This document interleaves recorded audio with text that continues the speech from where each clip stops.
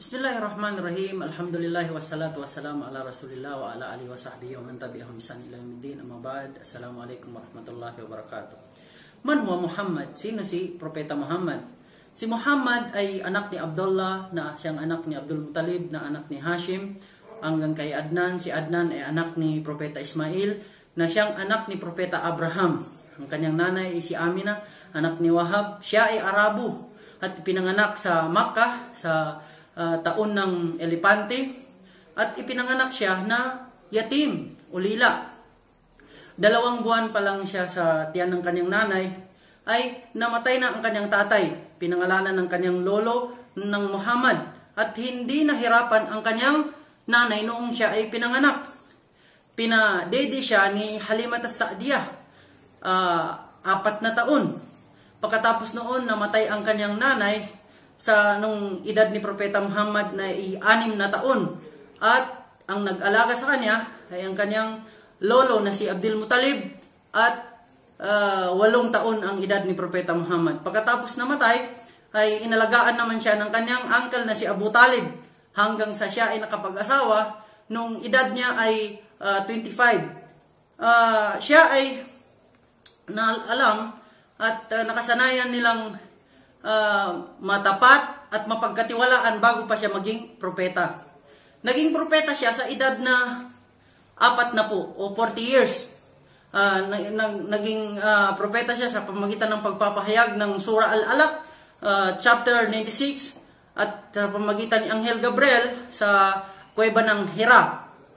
Sabi ng Allah, "Iqra bismi rabbikal ladzi khalaq," yung basahin ang pangalan ng iyong Panginoon na siyang lumikha ng lahat. Nilikha niya ang tao mula sa pinaghalong tamod ng nanay at saka tatay.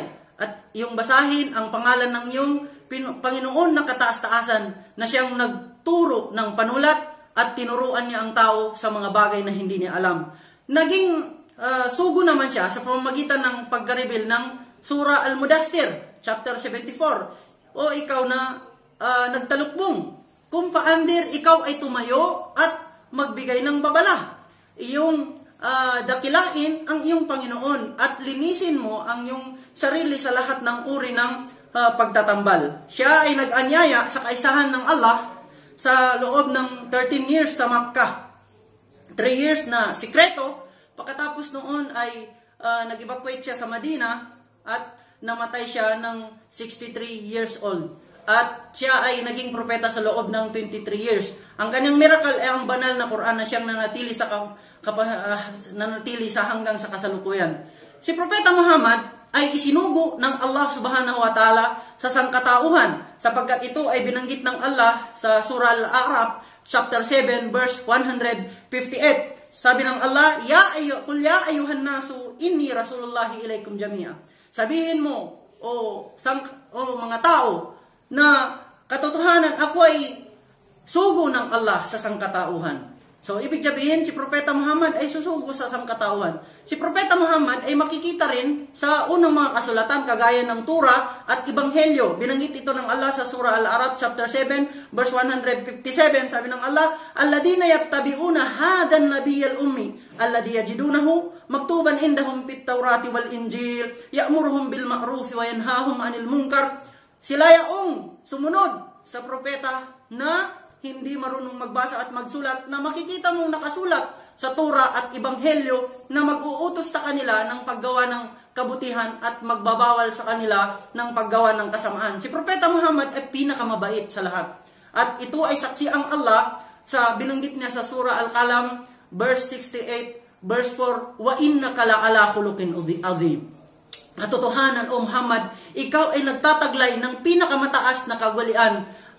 Ang ibig sabihin, ang kanyang ugali ay ang banal na Quran. Yun ang answer ni Aisha noong tinanong siya, nung dumating ang isang sahaba, kung ano ba ang ugali ni Propeta Muhammad. At kanyang sinabi na ang ugali ni Propeta Muhammad sallallahu alaihi wasallam ay ang banal na Quran. So mga kapatid, sa pananampalatayang Islam, ang turo ni Propeta Muhammad ay pangalagaan ang ating pananampalataya sa Allah at ating sarili, ang ating dignidad, ang ating ari-arian. Kaya kung kung tingnan natin ang talambuhay ni Propeta Muhammad at itong pag-aaralan mo ay para mo na rin pinag-aaralan kung paano papasok sa paraiso. Wa akhiru da'wana anil hamdulillahi rabbil alamin.